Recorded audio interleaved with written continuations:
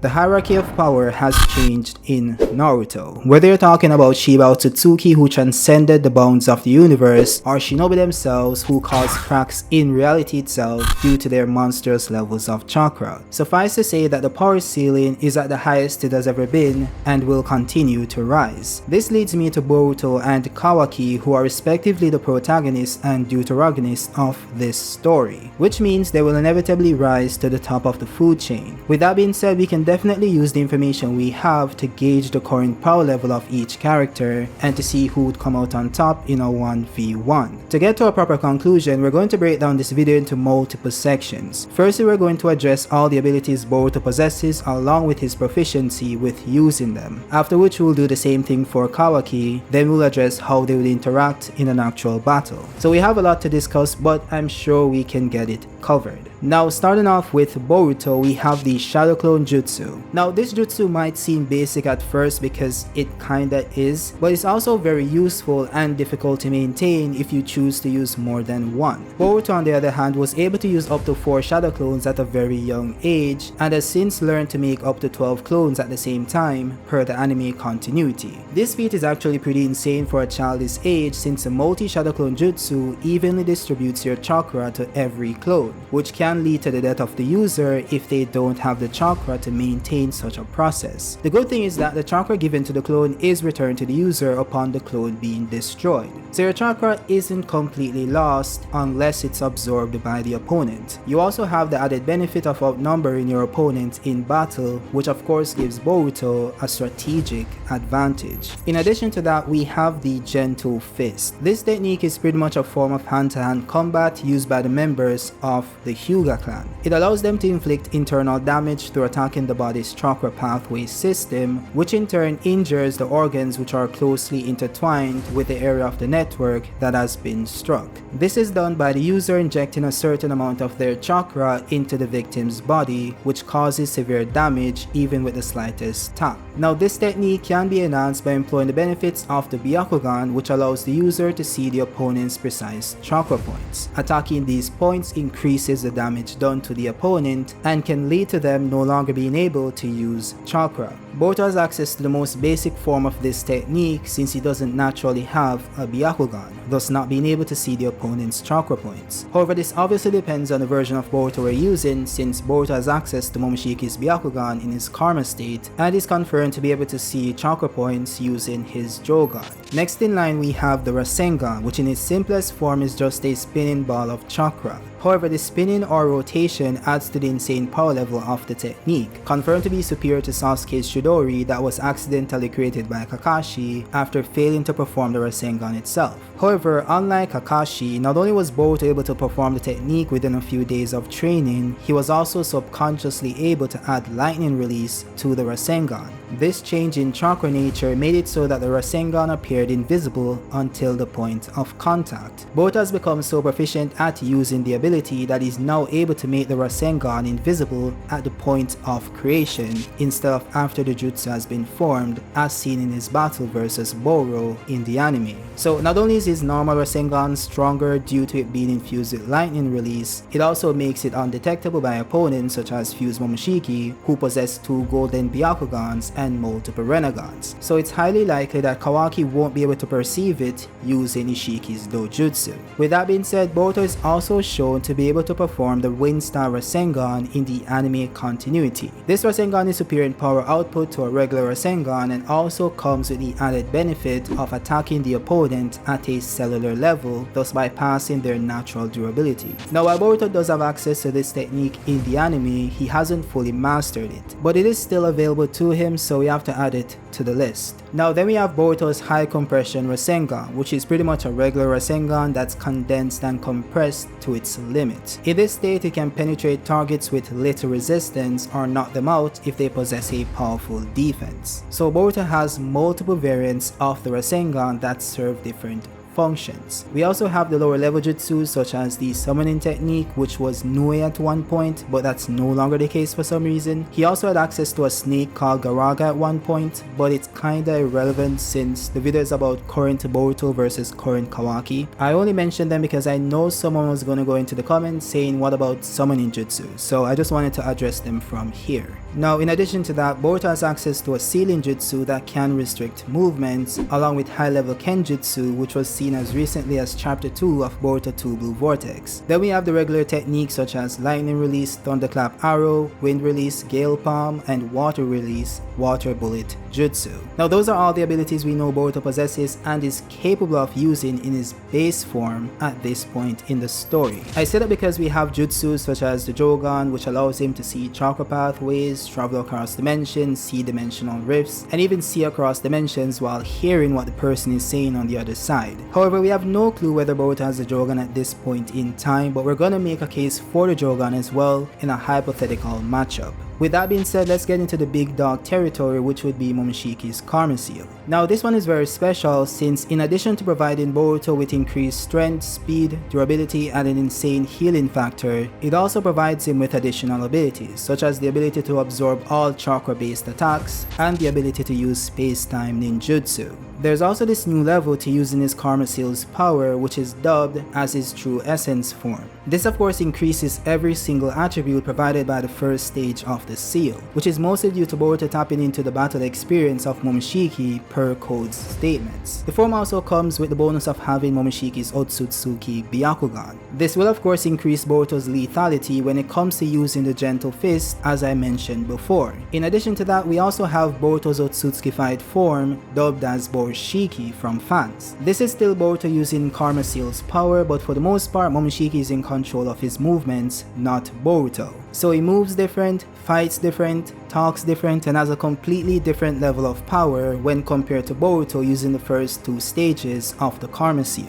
Now that will be all for Boruto's technique, so let's get into Kawaki. This part will be fairly quick since Kawaki's bag isn't that deep. He's able to use the Shadow Clone Jutsu as seen in the battle versus Ishiki, but he himself stated that he could barely create one clone, so it isn't really reliable. Although we can assume that he has gotten better with the technique after a 3-year time skip. In addition to that, he's able to use the Fireball Jutsu and possesses the ability to fly. This might be the same for Boruto since they first detected his chakra over the village in chapter 1 of Boruto 2 Blue Vortex, however that remains to be seen. One major difference between Boruto and Kawaki is that Boruto's entire body is made up of cybernetics, which is why Kawaki's body itself is considered to be a scientific ninja tool. This allows him to transform his body into weapons and produce a chakra blast from his palm. There is however a slight downside, which is that his body tends to overheat if he overexerts himself, as seen in the Vessel arc when they first discovered him.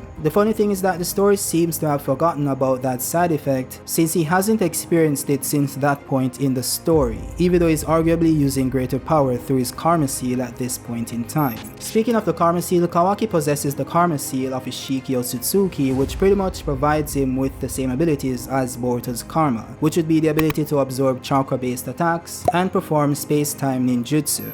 Now unlike Boruto, Kawaki never used his True Essence form per se, but he does have access to the full Otsutsukified state, which would be equivalent to Boruto using his Borushiki form minus the Otsutsuki possession. So you could make the argument that Kawaki has the ability to draw on the battle experience of Ishiki to make himself stronger while he's in this form as well. Not only that, similar to how Boruto gained access to Momoshiki's Byakugan, Kawaki also gained access to Ishiki's Dojutsu and all of his abilities. The first one being Sukinai Kona, which allows the user to shrink himself and non-living things to a very small size, along with Daikokuten, which allows him to summon cubes or any other object from a dimension where time doesn't flow. In addition to that, he's also able to store people within that dimension as well, which immediately freezes them in time. He also has the ability to spam rods that can absorb your chakra. So while Kawaki's back isn't as big as Boruto's, he does have a few quality abilities under his belt. Now since we know what abilities these characters are able to wield, let's get into how strong these characters are, at least in comparison to one another. Now when it comes to them in their base forms, they're relatively relative.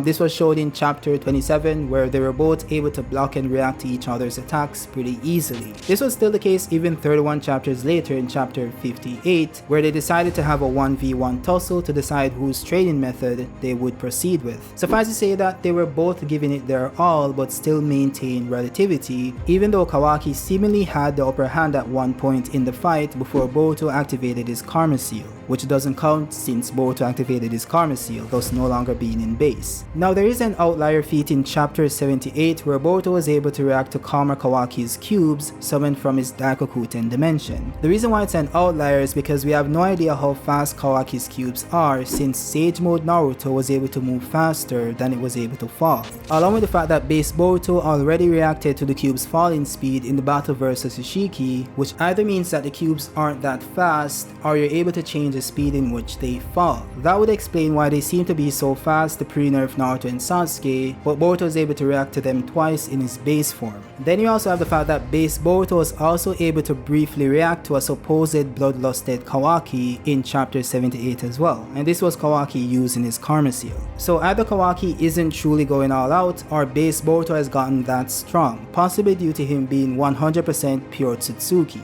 Now narratively speaking, it makes way more sense that Kawaki just isn't going all out, since if he was, he would have gone into his most powerful state, which we're going to call his Kawashiki state going forward. This is also supported by the fact that Kawaki still had the upper hand in battle after Boruto activated his karma seal. So Kawaki having killing intent doesn't necessarily mean that he's going all out, especially if he doesn't think that he needs to go full power in order to complete his task. All in all, these characters appear to be relative for the most part if we're just comparing them base to base. Now before we get into the very juicy part of this video, which would be karma versus karma, I want to bring your attention to something very alarming, which is the fact that 93% of you guys are not subscribed to the channel. So if you are still watching and you're enjoying the content or find it informative, hit that subscribe button so we can get to that goal of 20k by the end of October. So with that being said, let's get back into this video. Now as you guys are probably aware, Boruto possesses the karma seal of Momoshiki Otsutsuki, while Kawaki possesses the karma seal of Ishiki Otsutsuki. What this means is that since they are drawing on the power from different entities, they must also possess different levels of power. So to get to a proper understanding of the power boost provided by karma, we need to first understand the power level of the entity within that karma. Now just to establish a baseline, let's agree that Boruto's karma seal has the power of fused Momoshiki, which would be the version of Momoshiki after he consumed Kinshiki Otsutsuki. So that would be where Boruto's karmic power stems from. Now in order to scale this version of Momoshiki properly, we have to use his feats versus 6-path Sage Mode Naruto, then we'll later compare that to Naruto's fight versus Ishiki. So firstly, you need to understand that the Naruto who fought fused Momoshiki was nowhere near full power himself. We have to remember that even before the fight began in Momoshiki's dimension, Naruto used up a lot of his and Kurama's chakra to contain the attack at the Chunin exams so that the villagers wouldn't get hurt. Yes, in 6-path Sage Mode he's using both his and Kurama's chakra even in the avatar state. This was confirmed back in the war arc after Naruto first awakened KCM2. So after expelling that much chakra to contain the blast he could have easily countered as stated by Sasuke himself, Naruto was knocked unconscious. Momoshiki then proceeded to absorb Kurama's chakra for hours after the battle ended, since Naruto was resisting. This added to Naruto's fatigue, since we know that extracting the tail beast chakra can lead to the user's death since it reduces their life force. This was made very clear since Naruto could barely stand and was barely conscious when Sasuke saved him. We also have to note that Momo absorbed over 50% of Kurama's remaining chakra after they tanked the attack at the stadium, which means that Naruto who fought fused Momoshiki was heavily fatigued and had less than 50% of Kurama's chakra. Yes, not 50%, less than 50%. Yet he was able to go toe-to-toe with Momoshiki in the anime and won their brief 1v1 tussle, while Momoshiki got absolutely demolished in the manga version of the fight. Yes, Momoshiki did slam the Kurama avatar in the manga and anime continuity, but that was a less than 50% Kurama, so that means nothing to a hypothetical full power Naruto.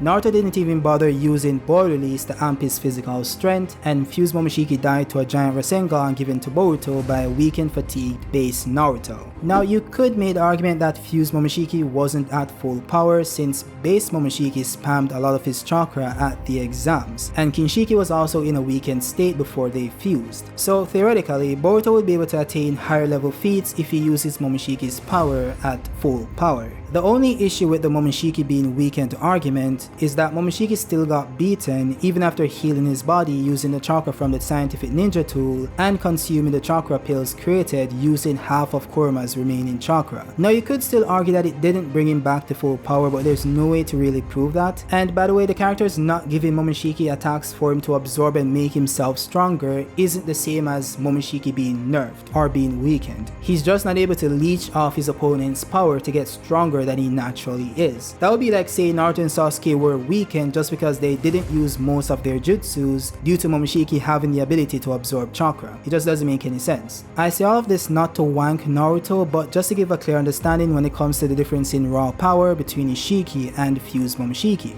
This is shown by the fact that Jigen, who was just a vessel of Ishiki, had a way easier time beating Naruto and Sasuke absent of the nerf Naruto had versus Momoshiki, which would be him being fatigued and having less than 50% of Kuruma's power along with his own chakra being drained. Now you could argue that Naruto also wasn't full power versus Jigen since he was also constantly absorbing his chakra using his rods. But the issue is that there's no way to really prove how much chakra Jigen absorbed from Naruto to even argue how much of an effect it would have on Naruto's physical capabilities. So there's no way to even argue that properly, nor is it consistent with the narrative. Jigen is just portrayed to be way stronger. Then we move over to Ishiki Otsutsuki, who is blatantly stated to be far superior to Jigen and his dying body. In fact, upon resurrecting using Jigen's body, it's stated that Ishiki was brimming with power, which means to be full of something to the point of overflowing. So you could argue that Ishiki was at full power but still within a dying body with a declining life force. Even so, he was able to completely demolish both Naruto and Sasuke at their peaks even prior to absorbing their chakra using his rods. So there wasn't any back and forth or any show of relativity as it was with fused Momoshiki. That just simply means that Ishiki is just that much stronger than fused Momoshiki, thus being the far superior Otsutsuki. This also means that Kawaki's Karma Seal should provide him with a greater boost than what Boruto gains from Momoshiki. However, the issue here is that while the logic tracks on paper, it doesn't really translate to actual feats. If you go back to chapter 65, we see that Borushiki was pretty much relative to Kawashiki, being able to dodge his rods, the spikes created by his body, and the cube summoned from the Daikokuten dimension, in addition to being able to physically keep up with Kawaki and react to all of his attacks. Not only that, Borushiki was able to land a decisive kick on Kawashiki and even cancelled out their attacks upon collision. So relativity is heavily implied in this fight, which likely means that Boruto is getting some extra power boost from somewhere other than Momoshiki, or Kawaki isn't drawing on the full power of Ishiki. The latter might be the case since Unlimited Code, who is stated to be greatly above Jigen but below the levels of Ishiki in power, is still narratively implied to be stronger than this version of Kawaki.